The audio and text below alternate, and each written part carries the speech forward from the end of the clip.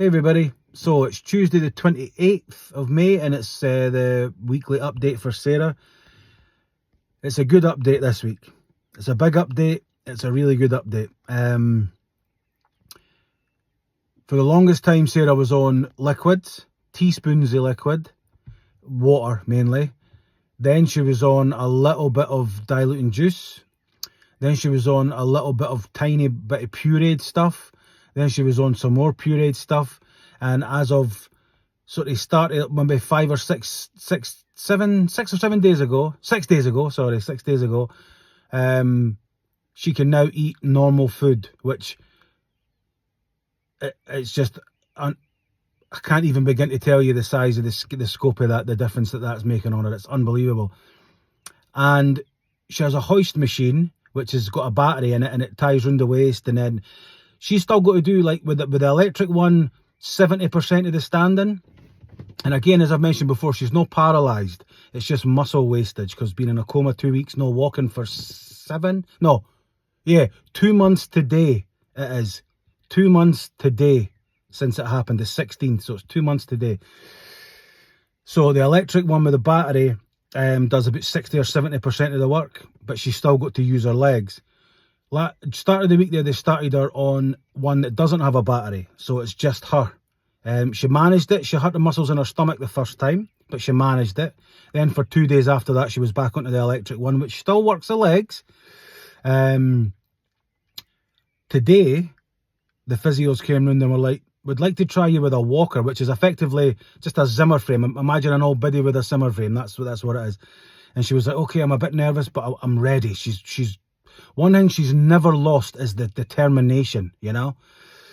So she stood up with the Zimmer. She felt great, and then she walked for like 20 steps, and I was behind her. She says, "Can you film it? Can you film it?" And I couldn't because I've been there for roughly 8 or 9 hours a day, and I've learned, because of my autism and whatever else, I've learned I could do everything that she needs. The medicine, the hookups, the IVs, and it's not me being cocky. I'm there that often, and it happens that often. I could do it all. So the hospital let me do a lot of things, which maybe they shouldn't, but they do. And I don't mind, you know. I do anything for Sarah. But so I'm behind her with her special chair that she needs to sit in case she gets exhausted. And I'm like, "I can't, I've got your chair." So she's asked me to try and film it tomorrow, which I will, and I'll put that in the next video. But she walked, and she wasn't dragging her heavy legs behind her or swinging at the hips. They weren't massive steps, but they might as well have been up fucking Everest. She walked. So huge day, massive week. And she also feels comfortable enough now for me to tell you one of the things that she didn't want people to know, but now she does, because hopefully she'll get home in the next 2 or 3 weeks. But she's lost a lot of her hair. Being in the coma, the hospital didn't, now I know it might sound like a minute thing, but they didn't brush her hair for 2 or 3 weeks, and we weren't allowed to do anything up that end because of the cables. We couldn't get the back of her. So when she did wake up and it was time to brush her hair, she had some sores on the back of her head, and she lost some hair. She's got like a bald bit at the back, and when she seen the picture, she cried for days, and she's feeling all right about it now because there's little hair starting to grow back in, and we knew it would. But if you're a woman watching this, just think that you reach back up here and there's no hair, you know? Or if you're a husband, just think looking over at your wife, being in a coma, dying, being in a coma, waking up, not being able to talk, not being able to eat, not being able to move. Then the hair, it was just too much. You know, it was just too much. But she is all right with it now as such. The sores are getting really good. We finally got this cream stuff to put on her head, which I do twice a day.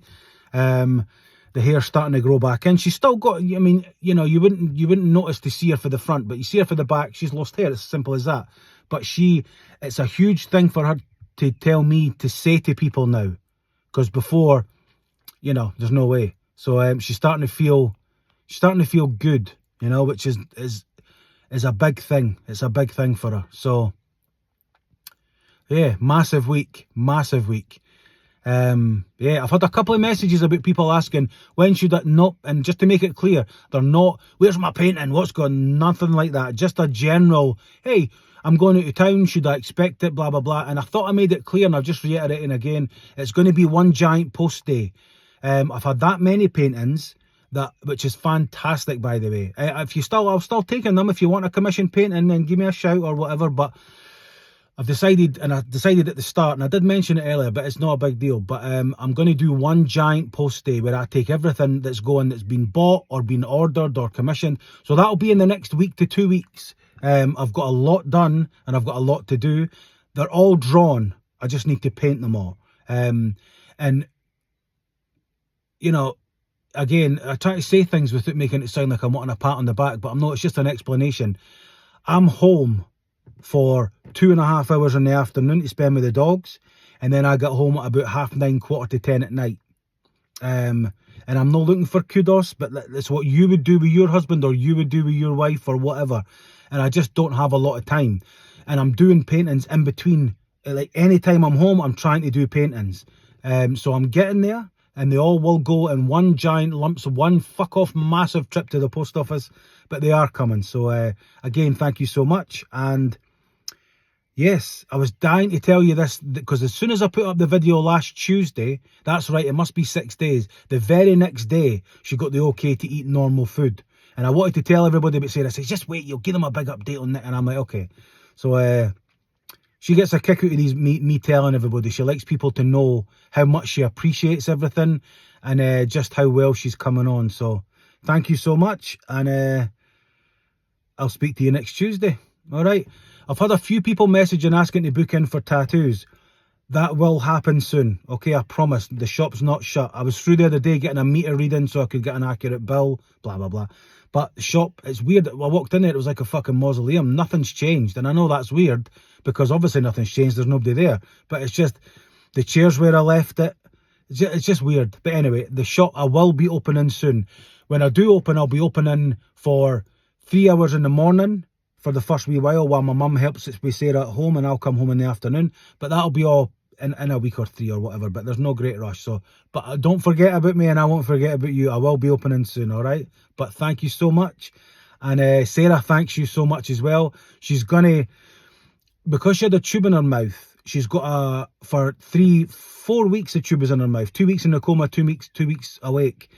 She's got a bit of a speech impediment in, and it's a beautiful, cute little lisp, because she's got a bump on the edge of her tongue where the tube is, and that'll get better. It's going to take time, but she's got a cute little lisp, and her voice can't get super loud.